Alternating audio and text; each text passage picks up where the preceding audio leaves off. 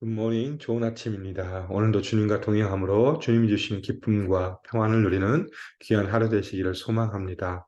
오늘 말씀 같이 나누겠습니다. 히브리서 5장 1절부터 14절 말씀입니다.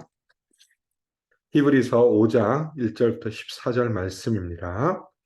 대제사장마다 사람 가운데서 택한 자이므로 하나님께 속한 일에 사람을 위하여 예물과 속죄하는 제사를 드리게 하나니 그가 무식하고 미혹된 자를 능히 용납할 수 있는 것은 자기도 연약에 휩싸여 있음이라.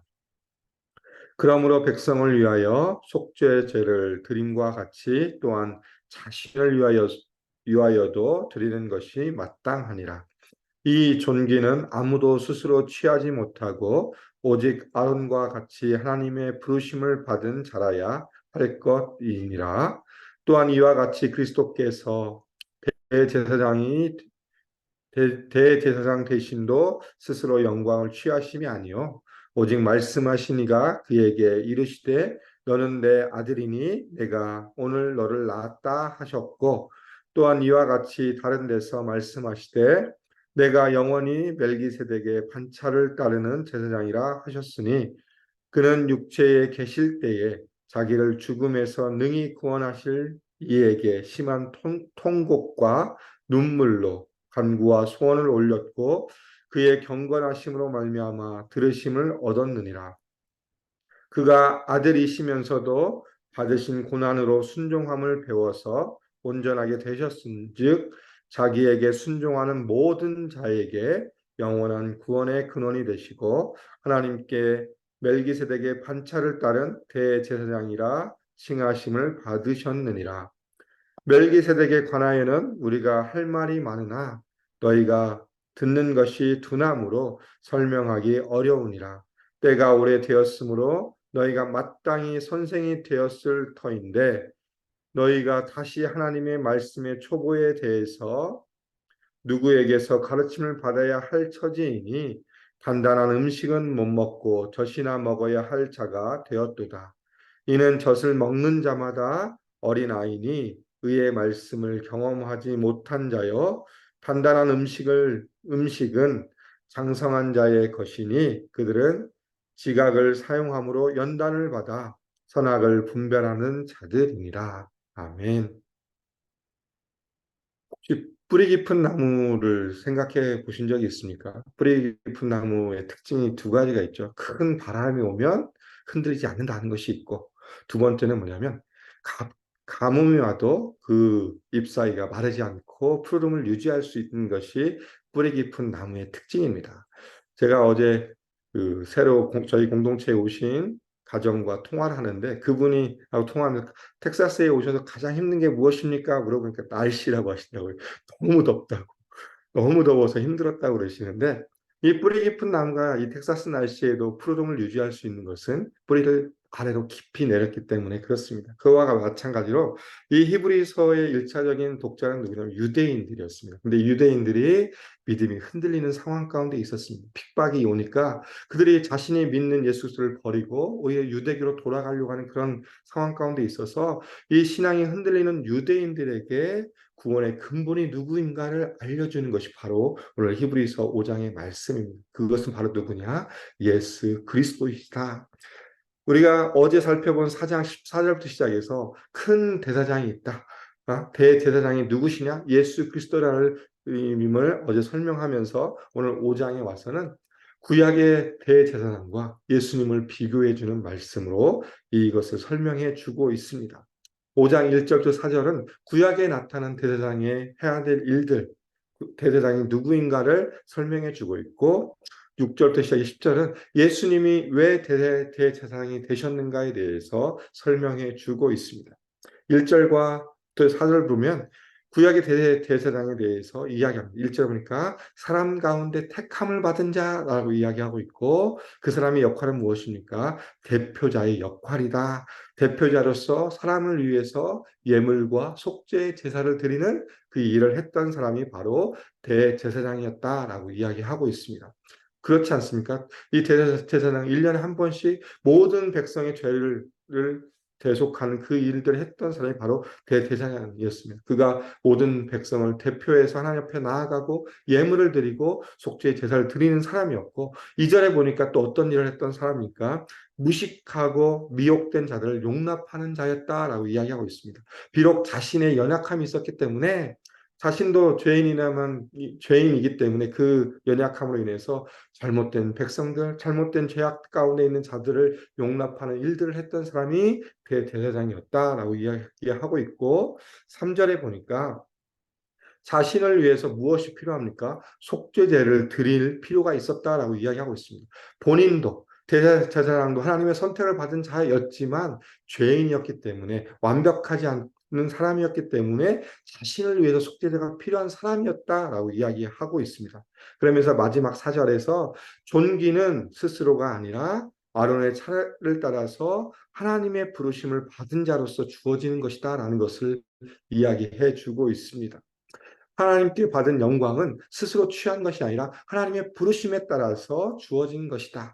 아론이라는 사람, 이 대제사장의 뿌리는 아론이지 않습니까? 아론의 차례에 따라서, 반차에 따라서, 순서에 따라서 아론의 자손이 받을 하나님의 부르심에 주어진 영광이었다라고 하면서 구약의 대제사장에 대해서 설명해 주고 있습니다.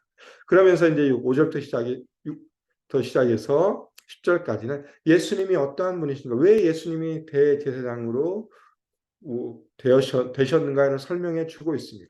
5절에 보니까 스스로 영광을 취한 것이 아니라 하나님의 선택이었다라는 것을 분명하게 이야기해 주고 있습니다. 시편 2편 7절 말씀을 인용하죠. 너는 내 아들이니 내가 오늘 너를 낳았다. 이 말씀을 통해서 히브리 기자는 유대인들에게 예수님은 하나님이 선택한 사람이고 신적인 권위 가운데서 예수님을 부르신 사람이 하나님이시다. 그렇기 때문에 예수님은 대제사장으로서 충분히 그 역할을 감당할 수 있는 분이다라고 설명해 주고 있습니다.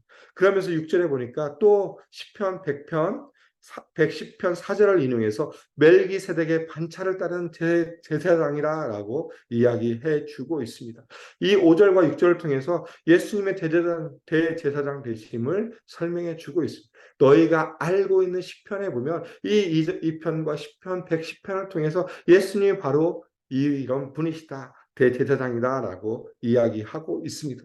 멜기세덱은 어떤 사람입니까? 창세기 14장에 처음 등장합니다. 살레망으로 제사장으로 기록되어 있고, 그런데 어떻게 설명합니까? 이 히브리서 기자는 5장에서는 멜기세덱에 대해서는 더 이상 이야기하지 않겠다. 그러면서 7장에서 자세하게 멜기세덱에 대해서 이야기하는 모습을 보여주고 있습니다. 7장에 가면 저희가 더 멜기세덱에 대해서 자세히 알 것입니다. 그러면서 이제 7절과 8절을 통해서 예수님께서 이 땅에 오셔서 행하신 일들, 죽음 앞에서 어떤 것을 합니까? 구원을 해주실 이에게 통곡과 눈물의 간구와 소원을 올리시는 모습을 보여주고 있죠. 겟세마네에서 예수님이 하나님 앞에 신실하게 기도하는 모습, 3번의 기도를 통해서 하나님의 뜻을 구하고 그 뜻에 따라서 하나님의 뜻에 순종하는 모습을 보여주고 있고, 하나님의 뜻에 순종함으로 말미암아 무엇을 받으셨습니까? 고난을 받으셨습니다. 고난을 받으시고 죽으셨다라는 것을 8절을 통해서 이야기해 주고 있습니다. 그러면서 10절과 11절, 9절과 10절을 통해서 온전한 순종을 통해서 예수님이 무엇이 되었습니까? 자기에게 순종하는 모든 자들, 예수님을 따르는 모든 자들에게, 예수를 주로 고백하는 모든 자들에게 영원한 구원의 근본이 되신다라고 이야기해 주고 있습니다. 그러면서 하나님께 멜기세덱의 판차를 따른 대제사장이라 칭하심을 받았다라고 히브리서 기자는 예수님을 설명해 주고 있습니다. 예수님이 어떠한 분이십니까? 대제사장으로서 우리의 구원의 근본이심을 다시 한번 이야기해 주고 있습니다. 이 유대인들, 1차적인 독자 유대인들의 믿음이 흔들립니다. 예수를 믿는다고 했지만 그들이 예수를 믿는 것으로 인해 핍박이 다가오니까 오히려 자신의 편한 삶을 위해서 예수님을 버리고 유대교로 다시 돌아가는 그 상황 가운데서 너희가 믿어야 할 분이 누구냐? 구약에 나와 있는 대제사장 사람을 따라서, 대제사장도 그렇게 위대한 사람이지만 오히려 그분보다 더 위대하신 분이 바로 우리 예수님이시고, 그분이 바로 우리의 대제사장이시다. 그분이 우리의 구원의 근원이시다라는 것을 다시 한번 상기시키시면서 하고 있습니다. 그러면서 무엇입니까? 예수님이 어떠한 분이신지 다시 한번 설명해 줍니다. 예수님은 하나님의 부르심에 따라서 대제사장이 되었고 구원자가 되셨고 하나님의 뜻에 따라서 이 땅 가운데 오셨고 하나님의 뜻에 따라서 순종함으로 고난을 받고 죽으셨다라는 것을 다시 한번 그들을 향하여 설명해 주고 있습니다. 그러면서 구원의 근본 의미가 무엇입니까? 에베소서 2장 14절에 보니까 사도 바울은 이렇게 이야기합니다. 그는 우리의 화평이신지라 둘로 하나를 만드사 원수된 것 곧 중간에 막힌 담을 자기 육체로 허시고라고 바울은 설명해 주고 있습니다. 하나님과 우리 사이에 막혔던 담을 허실 수 있는 유일한 분이 누구냐? 예수 그리스도. 그렇기 때문에 예수 그리스도가 누구가 됩니까? 구원의 근본이 되신다라고 이야기해 주고 있습니다. 우리에게 예수님 어떠한 분이십니까? 다시 한번 우리가 예수 그리스도에 대한 믿음의 고백을 드렸으면 좋겠습니다. 다시 한번 나에게 있어서 예수님은 어떠한 분이신지 다시 한번 생각해 보면서 예수님은 나를 위해 이 땅에 오셔서 나를 위해 십자가에 못 박혀 죽으시고 다시 부활하신 분이심을 다시 한번 그 믿음 가운데 나아가셨으면 좋겠습니다. 그렇게 하면서 히브리서 기자는 예수님에 대해서 설명해 주고 있고 그리고 11절부터 시작해서 14절까지는 신앙의 초보를 벗어나서 성숙의 일을 이뤄야 된다라는 것을 권고해 주고 있습니다. 이 유대인들, 이 예수를 믿겠다고 했던 유대인들의 모습이 어떤 모습입니까? 11절에 멜기세덱에 관하여는 우리가 할 말이 많으나 너희가 듣는 것이 둔함으로 설명하기 어렵다라고 이야기하고 있습니다. 왜 그렇습니까? 듣는 것이 둔하다. 이 둔하다는 어떤 의미냐면 게으름을 이야기하고 있습니다. 이 사람들이 하나님의 말씀을 듣고 깨닫고 그 일에 열심을 해야 되는데 오히려 하나님 말씀을 듣는 것이 게으름. 그렇기 때문에 그들의 믿음이 성장하지 못하고 있고 그리고 그로 인해서 멜기세덱에게 설명하고 싶지만 너희들이 이것을 받아들이기는 아직 어려운 단계다라는 것을 이야기하면서 12절에 이렇게 이야기합니다. 때가 오래되었으므로 너희가 마땅히 선생이 되었을 터인데 너희가 다시 하나님의 말씀의 초보에 대해서 누구에게서 가르침을 받아야 할 처지이다. 너희들의 모습을 보면 너희들이 신앙생활을 시작한 건 참 오래되어서 이미 말씀을 가르치는 자의 삶을 살아야 되는데 그 자리에 서지 못하고 오히려 하나님의 말씀의 초보, 다시 한 기독교의 신앙의 처음 그 발걸음 가운데 있는 모습, 단단한 음식을 먹지 못하고 젖을 먹어야 될 상황 가운데 너희들이 있다라는 것을 한탄하면서 이야기해 주고 있습니다.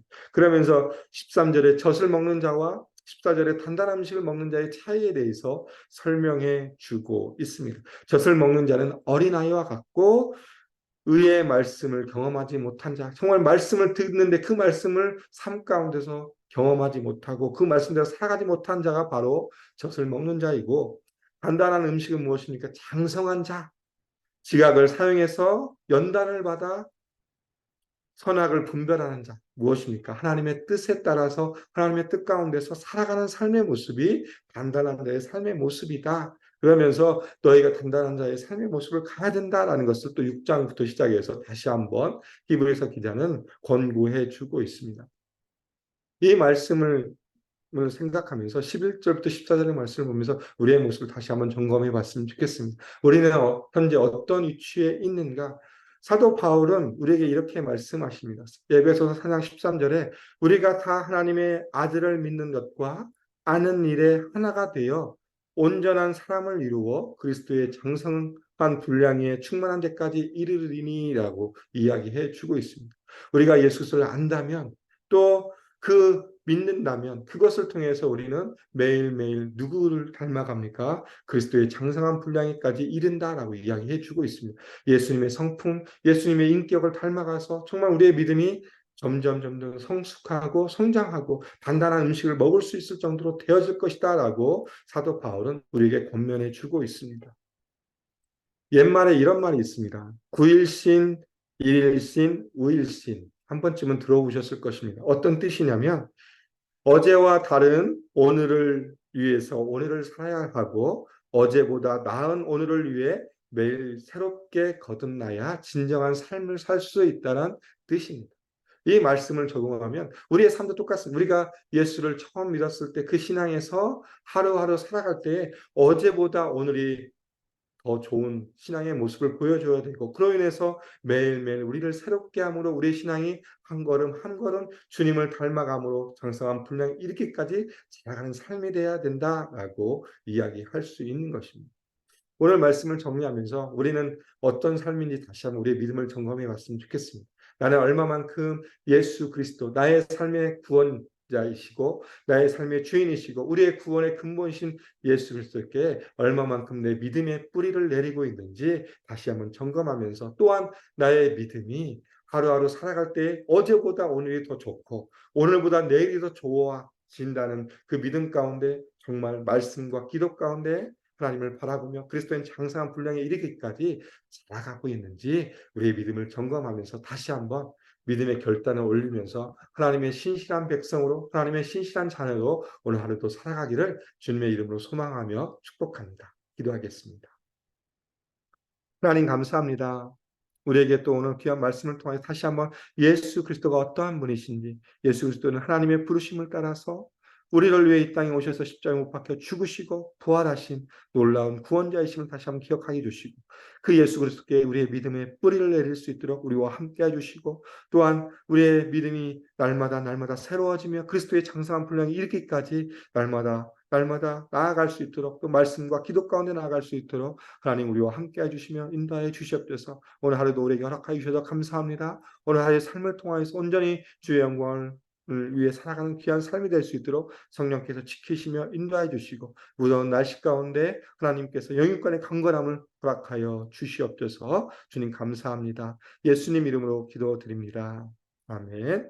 이 시간 우리 말씀을 기억하시면서 우리의 믿음을 다시 한번 점검해 봤으면 좋겠습니다. 나는 얼마만큼 예수 그리스도께 내 믿음의 뿌리를 두고 있고 매일의 삶 가운데 성장하기 위해서 노력하고 있는지 다시 한번 우리의 믿음을, 신앙을 점검해 봤으면 좋겠습니다. 두 번째 기도해 주실 것은 우리 교회 비전입니다. 예수 산책, 말씀 공동체, 제자 공동체, 미셔널 공동체, 이 아름다운 비전을 이뤄가면서 회복을 부흥을 경험하는 귀한 공동체 될 수 있도록 위해서 기도 부탁드리겠습니다.